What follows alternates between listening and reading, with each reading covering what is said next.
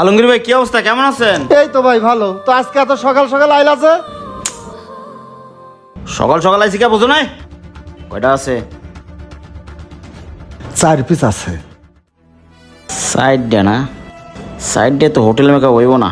আচ্ছা side day কত দিব? 4 পিস 600 দিয়ে দিও। হই মিয়া মন মুরগি বেছে তোর আবার দাম। সাইড ডে 400 দিয়ে দাও, মানে দিয়ে দাও। আচ্ছা ঠিক আছে, নাও। দাও একবারে দাও।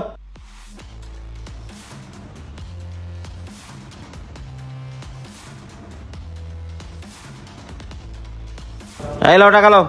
এই যে নাও। আর শোনো এদিকে আও। কি কও?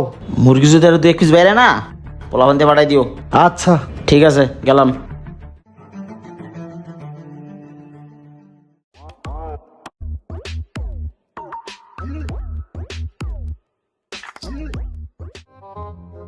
সোহাগ। জি ভাই। সবজির কি অবস্থা? এই যে যা দেখতেছেন আর অল্প আছে। সোহাগ রাইত করে আইছি, এখন আর কেজি টেজি দেওয়ার দরকার নাই। সবজি যা আছে ঠিক কত নিবি ক? 1000 দিয়েন। এই বেটা পচা সবজির দাম 1000, 500 দিয়ে দেবো না, সব দিয়ে দে। আচ্ছা দেন। হ্যাঁ দে।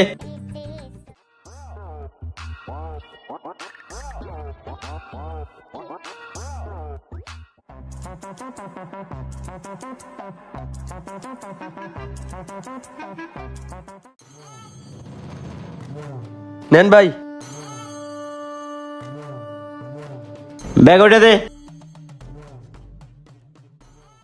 আচ্ছা রহিম ভাই, একটা কথা জিগাই। কা তুমি কত বড় একটা হোটেল চালাও, ডেলি ডেলি রাত্রে বেলায় ফসা টসা সবজি লয়ে যাও, এইগুলো আবার কাস্টমারে খাও ভাই। আর কেউ না ধুক, আল্লাহ তাআলা কিন্তু দেয়। হ্যাঁ বেটা বেশি কথা কস বেটা। হোটেলকে তুই চালা না আমি চালাই? আমি তো সবকিছু নিয়ে যাইতেছি, এ তো তোর উপকার হইতেছে, আমার উপকার হইতেছে। আম খা, আড়ি ঘন্টা যাস না ফাজিল। আব্বা টাকাটা রাখো।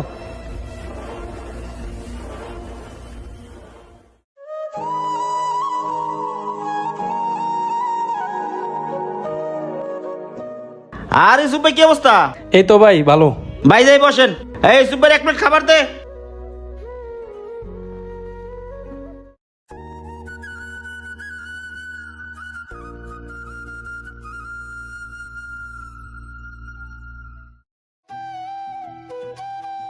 একটা লেবু দেন।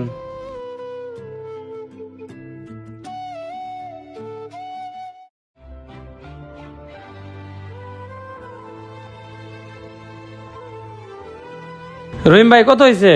ওই ভাই কি কি খাইছে? ভাইয়ের বিল হইতেছে একটা ভাত একটা সবজি।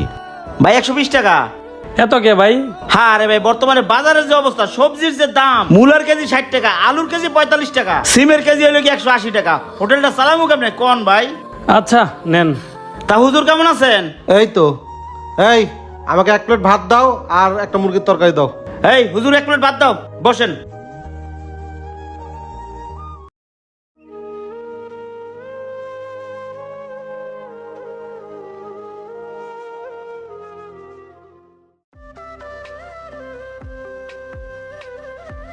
বিসমিল্লাহ।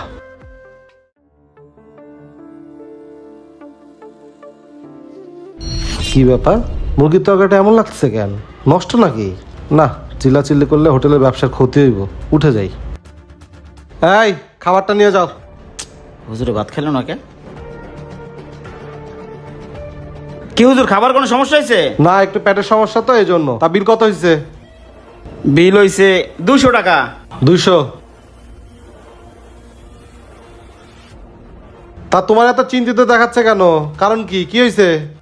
আর হুজুর কোয়েন না, 2-3টা হোটেল চালাই, আল্লাহ তাআলা তো ব্যবসা খারাপ না, কিন্তু আজকে মাই অসুস্থ, কালকে পোলা অসুস্থ, পরের দিন বউ অসুস্থ, টিয়া পয়সা যা কামাই সব হাসপাতালেই দেওয়া লাগে। আর ভাল লাগে না বুঝছেন। একটু ধৈর্য ধরো, আল্লাহর উপর ভরসা রাখো, সব ঠিক হয়ে যাবে। একটু দোয়া করেন। আচ্ছা ঠিক আছে। করো হলে 2 নম্বরের ব্যবসা, আয় উন্নতি হবে কোত্থেকে?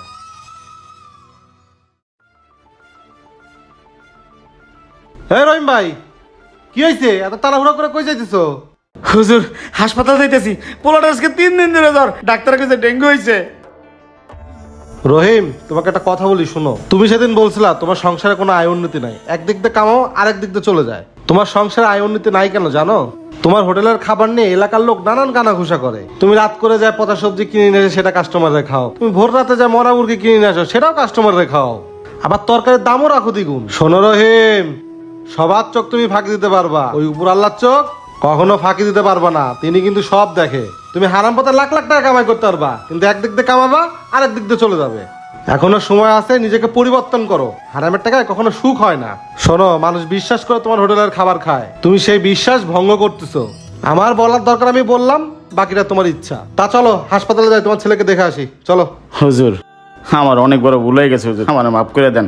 আমি টাকার নেশা অন্ধ হয়ে গেছি, এখন থেকে হালাল ভাবে ব্যবসা করবো, হালাল খামো। চলেন হুজুর। আচ্ছা চলো।